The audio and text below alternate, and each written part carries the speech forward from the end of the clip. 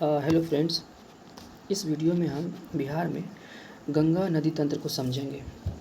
चूँकि बीपीएससी और दरोगा एग्ज़ाम में बिहार की नदियों से एक सवाल बन ही जाता है, तो ऐसे में हमें इन नदी तंत्र को समझना ज़रूरी हो जाता है। चूँकि गंगा नदी तंत्र बिहार की एक प्रमुख नदी है और अपने अन्य सहयोगी नदियों के साथ पूरे नदी तंत्र का निर्माण करती है, तो ऐसे में हमें गंगा नदी को समझना बेहद ज़रूरी हो जाता है। गंगा नदी पूरे बिहार को दो बराबर भागों में बांटती है, उत्तरी बिहार और दक्षिणी बिहार। उत्तरी बिहार की नदियों को देखें तो घाघरा, गंडक, बूढ़ी गंडक, बागमती, कमला, कोसी, महानंदा। जबकि दक्षिण बिहार की नदियाँ कर्मनाशा, सोन, पुनपुन, फल्गु, क्यूल, अजय, ये सभी नदियाँ उत्तर बिहार और दक्षिण बिहार दोनों से मिलकर गंगा नदी तंत्र का निर्माण करती है। गंगा नदी बिहार में 425 किलोमीटर लंबी है और यहाँ के 12 ज़िले से होकर प्रवाहित होती है। आपको इन 12 ज़िलों का नाम और उसका क्रम दोनों याद रखना चाहिए, क्योंकि बीपीएससी इस पर सवाल पूछ चुका है। ये ज़िले हैं बक्सर, भोजपुर, सारण, वैशाली, पटना, समस्तीपुर, बेगूसराय, लखीसराय, मुंगेर, खगड़िया, भागलपुर, कटिहार। इन ज़िलों से आप देखेंगे तो गंगा नदी बिहार में चौसा के पास बक्सर ज़िले में प्रवेश करती है और कटिहार से यह बिहार से बाहर निकलती है। ये फैक्ट्स एकदम आपको याद रखने चाहिए। उसके बाद अब देखेंगे कि बिहार की जो सहायक नदियां हैं उसमें सबसे पश्चिम की कौन सी सहायक नदियां हैं और सबसे पूर्व की कौन सी सहायक नदियां हैं। तो पश्चिम की बात करें तो कर्मनाशा नदी है, एकदम पश्चिम में, बिहार के पश्चिमी सीमा पे। ये दक्षिण बिहार की नदियां हैं और यह गंगा में मिलने वाली यह सबसे पश्चिमी सहायक नदी है। उसके बाद सबसे पूर्वी सहायक नदी के रूप में महानंदा है, जो उत्तर बिहार से आके गंगा में मिलती है और यह गंगा में मिलने वाली पूर्वी बिहार की सबसे पूर्वी नदी है। ठीक है।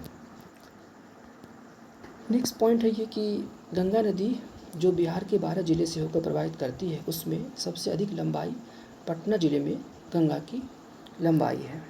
ठीक है। अब आइए हम देखते हैं एक एक करके जो सहायक नदियां हैं उसके बारे में देखते हैं। तो पहले देखते हैं उत्तर बिहार की नदियों के बारे में। पहली नदी है घाघरा।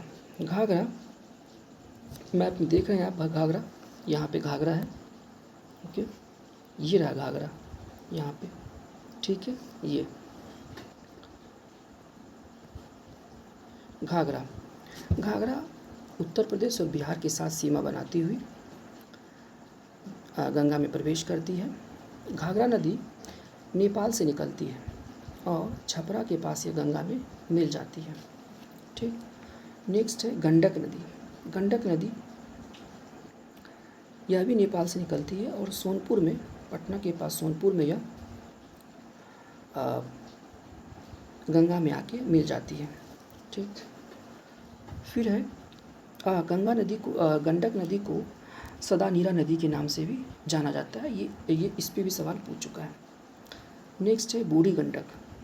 बूढ़ी गंडक नदी, यह नदी सोमेश्वर पहाड़ी से निकलती है और मुंगेर में जाके गंगा नदी में मिल जाती है।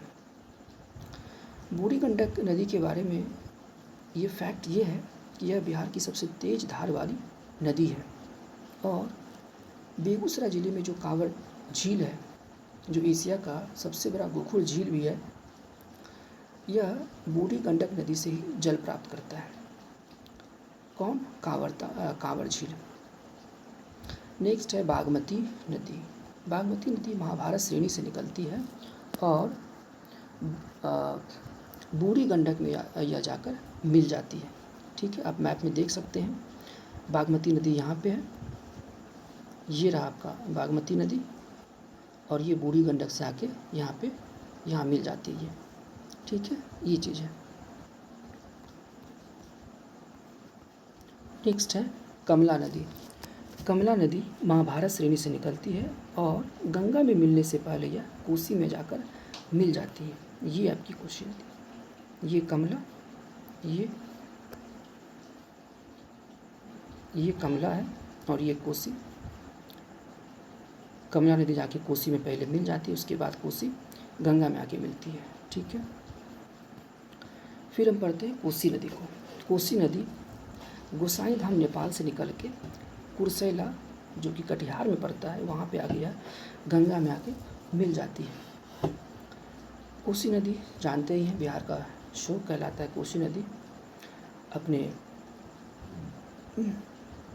नदी विसर्पण करने के लिए ये कुख्यात है। उसके बाद है महानंदा नदी। महानंदा महाभारत श्रेणी से निकलती है और कटिहार में एक मनिहारी जगह है, मनिहारी में यह महानंदा नदी गंगा में आकर मिल जाती है।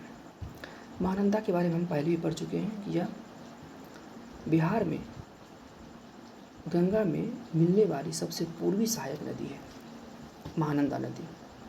नेक्स्ट है, अब बात करते हैं हम दक्षिण बिहार की नदियों के बारे में। तो इसमें से पहली नदी है कर्मनाशा।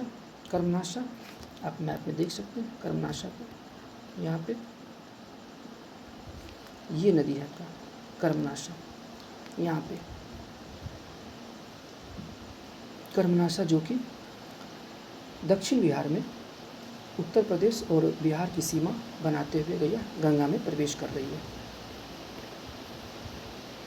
कर्मनाशा नदी विंध्याचल पहाड़ी से निकलती है और बक्सर के पास चौसा एक जगह है, वहाँ पे यह गंगा नदी में आकर मिल जाती है। नेक्स्ट है सोन नदी। सोन नदी अमरकंटक पठार से निकलती है, यानी यह मध्य प्रदेश से आती है। अमरकंटक पठार से निकलकर पटना के पास एक मनेर जगह है, तो मनेर में यह गंगा में आकर मिल जाती है। अगली नदी है पुनपुन। पुनपुन झारखंड में पलामू की चौराहा पहाड़ी से निकलकर पटना के पास फतुहा में गंगा में आकर मिल जाती है। उसके बाद है फल्गु नदी। फल्गु छोटा नागपुर पठार से निकलती है और यह गंगा में मिलने से पहले पुनपुन में मिल जाती है। फल्गु नदी आप इसको मैप में भी देख सकते हैं, फल्गु नदी को। यहाँ पे ये रहा आपका पुनपुन, ये है, और यहाँ पे फल्गु है इधर से। ये जाके गंगा में मिलने से पहले ये पुनपुन में मिलती है।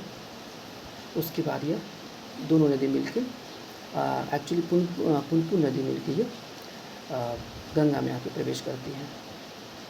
नेक्स्ट है